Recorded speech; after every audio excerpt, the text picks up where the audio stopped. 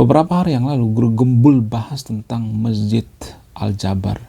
Jadi dalam videonya Guru Gembul mengatakan bahwa Ridwan Kamil membangun masjid ini karena masyarakat di Jawa Barat itu pengen sesuatu pembuktian ya, termasuk dari pemimpinnya ya, seperti masjid ini. Jadi Kang Ridwan Kamil juga bisa membaca masyarakat Jabar itu ya pengennya seperti itu, yang sesuatu yang ada pembuktian lah gitu ya, bentuk fisik atau bentuk simbolis, yaitu masjid yang sangat megah. Nah, yang saya tangkap dari penjelasan daripada Guru Gembul ini ya, beliau mengatakan bahwa semua ini hanya karena masyarakat kita itu yang kurang bernalar ya. Nggak hanya masyarakat Jawa Barat ya, warga Konoha pada umumnya kurang bernalar ya, sangat-sangat kurang bernalar, dan saya juga mengakui itu. Nah, di video ini saya akan bahas ya, kenapa orang Indonesia itu dalam bernalar itu sangat rendah sekali. Kenapa sangat rendah sekali? Jadi saya juga mengalami bahwa warga Konoha itu nalarnya itu sangat rendah sekali. Kenapa? Karena kalau saya setiap bahas video misalnya, terus ada yang komentar gitu, terus ada yang marah-marah, ada yang mencak gitu, ada yang menghujat, tapi hujatannya atau kemarahannya itu nggak berdasar gitu. Biasanya mereka akan mengatakan kalimat-kalimat, tahu apa lu tentang agama, ngaji dulu sana, sok tahu lu, dan lain sebagainya ya. Kemarin lalu saya bikin postingan tentang agama ya. Saya mengatakan bahwa agama itu hanya sebatas warisan dan tempat kelahiran. Kalau kita lahirnya di Vietnam, kita bisa jadi beragama Konghucu. Kalau kita lahirnya di Thailand, bisa beragama Buddha. Kalau kita lahirnya di Korea Utara, kita bisa jadi ateis. Kalau kita lahirnya di Filipina, kita bisa jadi agama Kristen dan lain sebagainya. Nah, saya mengatakan bahwa agama itu hanya persoalan kelahiran dan warisan.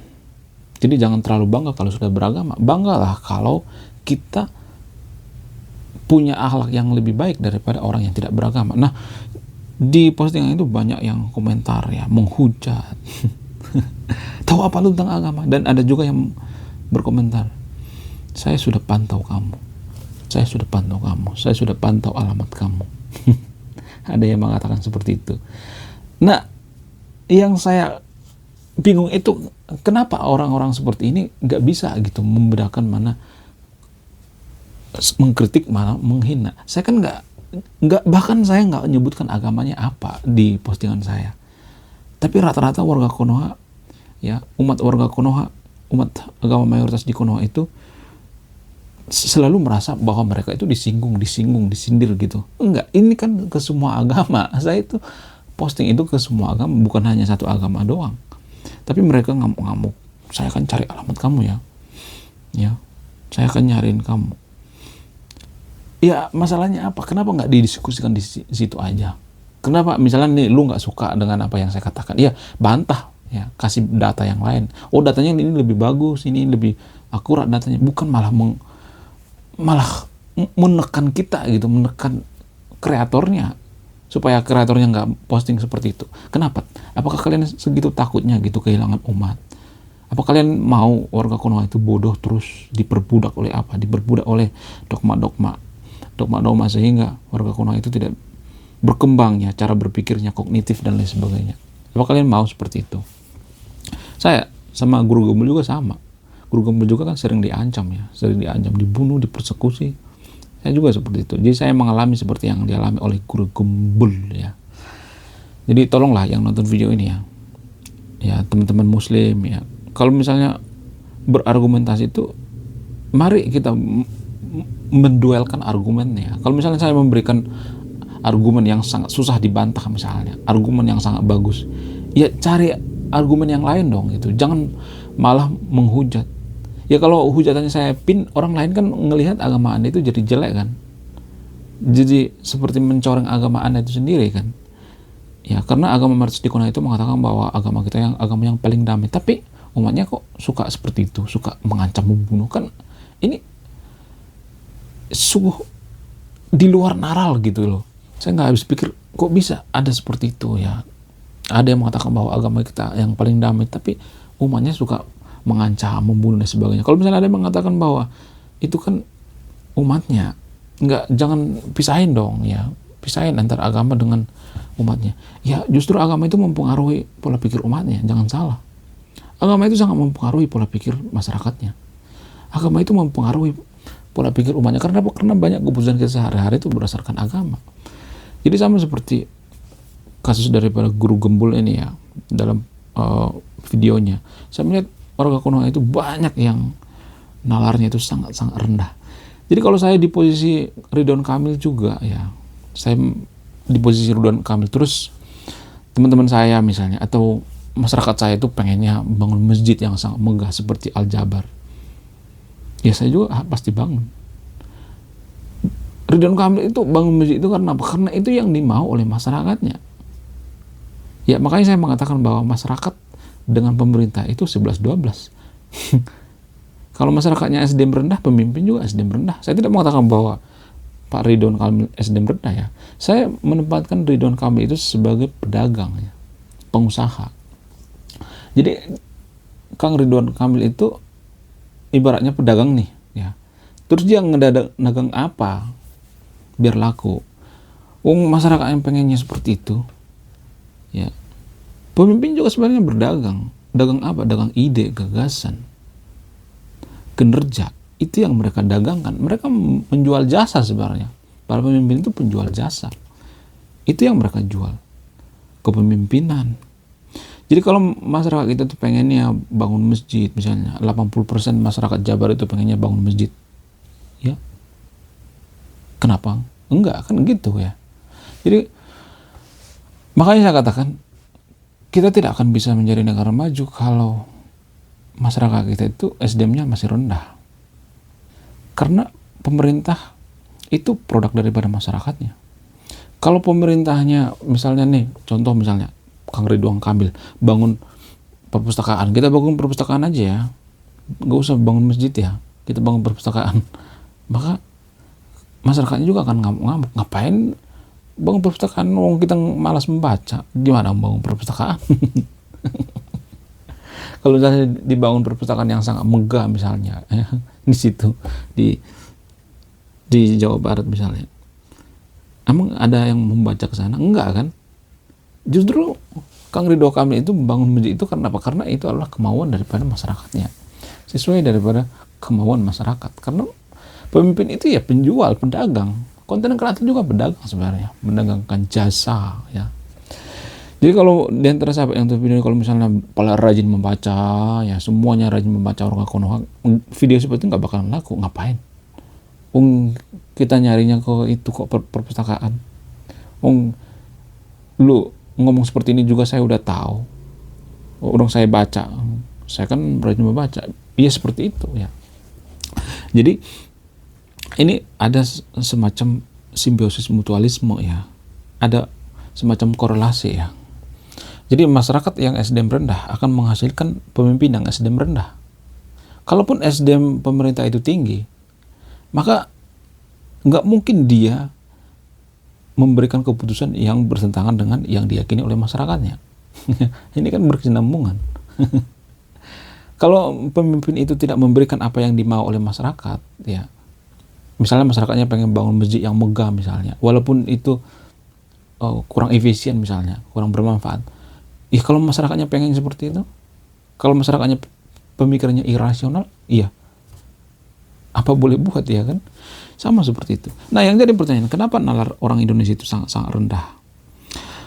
Dalam buku yang berjudul Kemampuan Kognitif dan Pendidikan Indonesia oleh Dr. Sudarso, Universitas Negeri Jakarta tahun 2017 ya. Penelitian ini menemukan bahwa kemampuan kognitif siswa di Indonesia itu masih belum optimal karena faktor seperti kualitas pendidikan dan akses ke sumber daya pendidikan. Nah, lagi-lagi kualitas pendidikan ya. Jadi kognitif ya. Karena kognitif masyarakat Indonesia itu sangat-sangat rendah. Nah, yang jadi pertanyaan, apa itu definisi daripada kognitif? Apa pengertian daripada kognitif? Kognitif adalah kemampuan mental yang melibatkan proses berpikir, memahami, dan mengolah informasi untuk mencapai pengetahuan dan pemahaman dan keputusan ya. Apa aspek-aspek yang meliputi daripada kognitif ini? Yang pertama itu persepsi, kemampuan untuk menerima dan menginterpretasikan informasi dari lingkungan sekitar ya. Kemudian apalagi pemahaman ya, kemampuan untuk memahami dan menginterpretasikan informasi yang diterima. Terus pengolahan informasi, ya, memori dan lain sebagainya, ada banyak ya. Dan yang paling penting itu adalah berpikir logis ya, kemampuan untuk berpikir secara logis dan rasional. Nah, sementara rata-rata warga Konoha itu masih memusuhi orang yang berpikir logis. Ya, seperti yang saya katakan tadi itu. Jadi warga Konoha itu ya, kalau misalnya ada argumen yang sangat kuat gitu, yang bagus misalnya, lebih baik mereka menghujat konten kreatornya itu seperti kita ini ya, seperti Guru Gembul, Teko Maila dan sebagainya, yang Ade Armando dan lain sebagainya. Lebih baik mereka menghujat daripada memikirkan apakah yang kita ucapkan itu masih akal atau tidak, apakah rasional atau tidak, apakah logis atau tidak. Lebih baik mereka menghujat.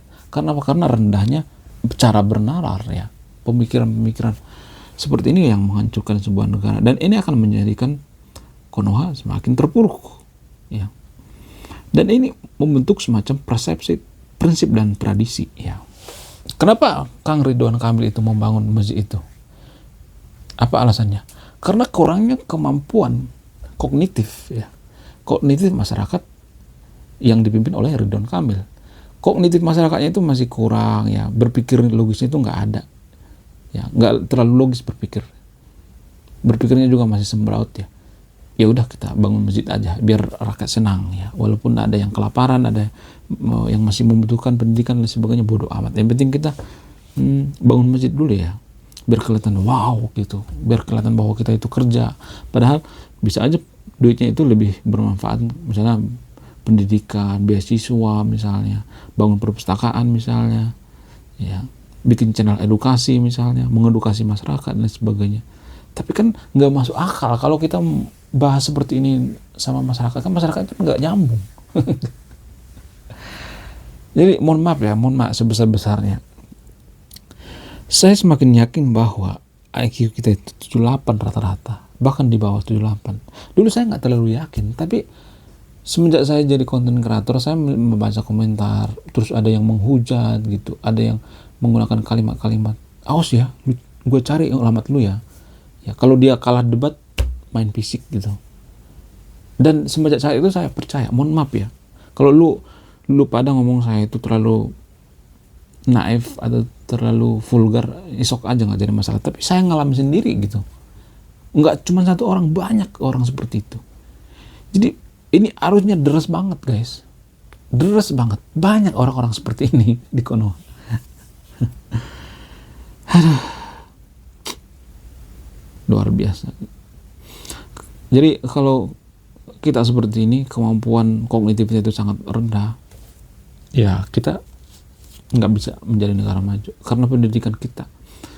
Mohon maaf ya, guru-guru di Konoha itu juga seperti itu. Kognitifnya juga ada yang sangat rendah sekali. Kognitif guru, bayangkan guru. Karena guru di Konoha itu ya, ini hanya di Konoha ya, banyak guru di Konoha itu tidak punya kompetensi jadi guru. Ya dia jadi guru daripada pengangguran, daripada nggak ada kerjaan, ya menjadi guru aja lah ya, daripada nggak kerja. Ya, sehingga ya menghasilkan murid-murid yang tidak bisa berpikir logis ya, tidak berpikir kreatif dan lain sebagainya. Kemudian pengaruh faktor sosial ekonomi terhadap kemampuan kognitif anak juga berpengaruh ya. Sosial ekonomi ya.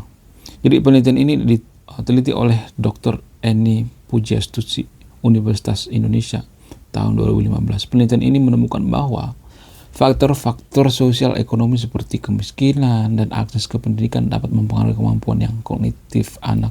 Ya, kalau misalnya, mohon maaf ya, kalau kita sekolah di sekolah yang kualitasnya sangat rendah, ya gimana kita mau cerdas kan? Kalau kualitasnya sangat rendah, ada sekolah seperti itu dipenuhi oleh guru-guru yang ya, jadi guru juga terpaksa, ada seperti itu di Konoha, banyak ya, sehingga kualitas didikannya seperti ini, tidak bisa berpikir secara rasional, kemampuan kognitifnya itu sangat-sangat rendah. Karena sekolah zaman sekarang itu kan semakin bagus sekolahnya, maka semakin mahal. Ada kualitas, ada harga. Harusnya pemerintah turut andil ya dalam hal-hal seperti ini. Makanya saya lebih mendukung memperbaiki pendidikan daripada makan siang gratis. Karena saya melihat warga Konoha itu nggak terlalu kekurangan makanan sebenarnya. Bahkan kita tuh buang-buang makanan kalau boleh jujur. Buang-buang makanan, banyak makanan sisa. Dari mana saya tahu? Dari penelitian ada ribuan ton per tahun makanan sisa. Kita itu sebenarnya nggak kekurangan makanan. Enggak. Tapi kita itu tidak bisa memilih makan yang bergizi atau tidak. Itu kekurangan kita, bukan kekurangan makanan. Banyak makanan kok. Ya, sumber daya kita melimpah. Jadi lebih baik harusnya pemerintah itu fokus pada pendidikan. Tapi kalau Pak Prabowo misalnya mengatakan pendidikan gratis, itu nggak terlalu wow kan? Ngapain pendidikan gratis? Mending makan siang gratis aja. Itu yang lebih diterima oleh masyarakat yang berpikiran sempit ya, yang punya nalar yang sangat rendah. Ya lagi-lagi seperti itu, SDM rendah ya, lagi-lagi nalar rendah. Kemudian sumber media juga berpengaruh ya, kemampuan kognitif orang Indonesia itu masih rendah. Ini dituliskan oleh Kompas ya. Artikel ini membahas tentang kemampuan kognitif orang Indonesia dan faktor yang mempengaruhinya. Berdasarkan media juga ya, pendidikan di Indonesia masih jauh dari harapan oleh Tempo tahun 2018 ya, dan lain sebagainya. Nah, yang jadi pertanyaan, bagaimana cara mengatasi ini semuanya? Yang mulai dari diri sendiri. Pemerintah yang sehat, pemerintah yang maju itu berasal dari masyarakat yang maju. Ya, mulai dari keluarga. Keluarga yang sehat, keluarga yang berkualitas, keluarga yang makmur. Dimulai dari apa? Dari kepemimpinan. Kepemimpinan siapa? Seorang ayah, kita. Jadi dulu pada ya, kalau dulu seorang ayah, ya mohon maaf ya sebesar-besarnya, kalau kita melahirkan, mohon maaf ya, ini disclaimer ya, nggak semuanya tapi seperti ini ya. Kalau kita mohon maaf melahirkan anak yang kurang gizi, SDM rendah, kognitifnya sangat rendah, menurut saya itu kalau sengaja ya, itu adalah kriminal.